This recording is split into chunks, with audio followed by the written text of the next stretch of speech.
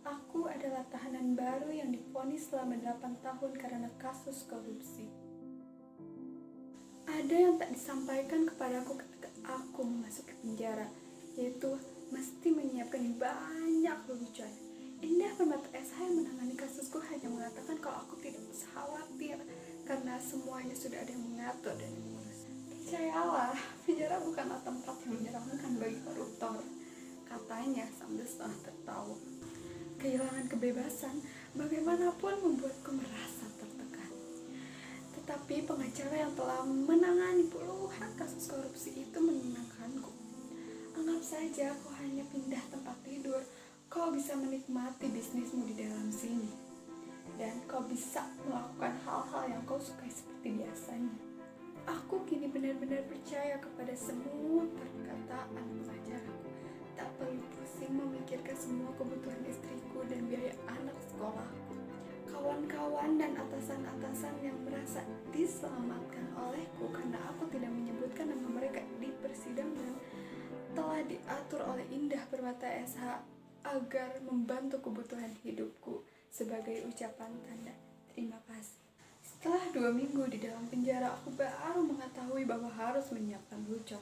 Aku diundang untuk mengikuti pertemuan dengan para penghuni lama. Ini pertemuan yang sering dilakukan setiap malam Rabu, kata Debbie, kawan satu selku, anggota dewan yang tertangkap tangan karena kasus suap reklamasi. Kau bisa bertemu dengan orang-orang terhormat di sini. Kau harus menyiapkan lelucon yang paling lucu untuk menentukan martabatmu, katanya. Ucapan Debbie membuatku bingung. Akhirnya pun aku tahu setiap yang hadir harus bergiliran menyampaikan satu lelucon. Yang paling lucu itulah yang menang, yang bisa mengerjai ataupun memerintah yang kalah, yaitu yang tidak lucu. Lelucon-lelucon itu menghiburku sekaligus membuatku mati kutu. Saat pertama kali hadir dalam pertemuan itu, aku dianggap paling tak lucu.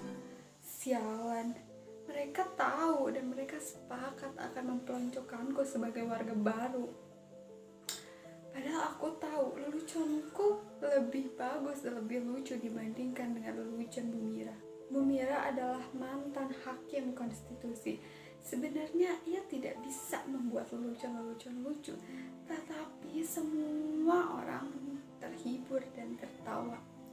Bisa Bu Mira melontarkan tebak-tebakan seperti ini. Kenapa di rel kereta api selalu ditaruh batu? Karena kalau ditaruh duit ya habislah sama kita. Apa lucunya? Kemudian Debbie berbisik, kau harus tetap tertawa meskipun tidak lucu. Bu Mira sudah cukup menderita karena divonis seumur hidup. Anggap saja kita sedekah tawa untuk menghiburnya. Ingat, membahagiakan orang lain mendapat pahala, bukan? Aku paham sekarang soal masa hukuman itu termasuk hal yang penting yang dihormati. Semakin lama masa tahanannya, semakin tinggi kehormatannya. Semakin rendah masa vonis hukumannya, maka ia harus menghormati yang lebih tinggi di atasnya. Uang yang dikorupsi juga menentukan martabat. Burani, pegawai pajak yang masih muda tetapi sudah menelan miliaran, lebih dianggap terpandang daripada Gloria, bupati umur 70 tahun yang hanya menelan uang recehan ratusan juta. Di pertemuan malam Rabu inilah yang sering disebut Mbak Ani sebagai tadarus lelucon. Setiap yang hadir ingin saling menghibur, tetapi ada juga yang ingin saling meneguhkan kehormatan dan martabatnya. Mbak Anis inilah yang sering menjadi bintang dengan lelucon-leluconnya. Menyiapkan lelucon-lelucon adalah hal yang paling berat di dalam penjara ini. Memikirkan lelucon apa yang harus disiapkan untuk pertemuan malam Rabu itu saja sudah membuat perutku mual. Hal yang membuatku gelisah, aku selalu merasa apapun leluconnya, aku selalu dianggap tidak lucu. Padahal aku sudah menceritakan lelucon tentang Stalin yang setiap paginya mengulang lelucon yang sama kepada para pengawalnya. Tetapi para pengawal itu tetap tertawa. Dan aku juga pernah mencoba teka-teki konyol, tetapi aku tetap kalah lucu dibandingkan Bu Mira. Padahal lelucon Bu Mira itu sama sekali sekali tidak lucu. Bahkan yang paling aku tak paham sekaligus geram, aku pernah memilih lelucon yang sama dengan lelucon yang pernah dibawakan Bu Mira. Tetapi saat aku menceritakan lelucon itu, semua diam. Setelah setahun mengikuti malam lelucon itu, aku tak pernah terpilih menjadi yang paling lucu. Aku menyampaikan rasa penasaranku kepada Debbie, kawan satu selku itu, tetapi dia menghindariku untuk menjawabnya. Aku yakin pasti Debbie menyembunyikan rahasia.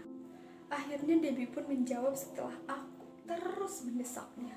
Kau tak tahu, kau banyak menutupi fakta hingga akhirnya hanya kamu yang masuk ke dalam penjara ini.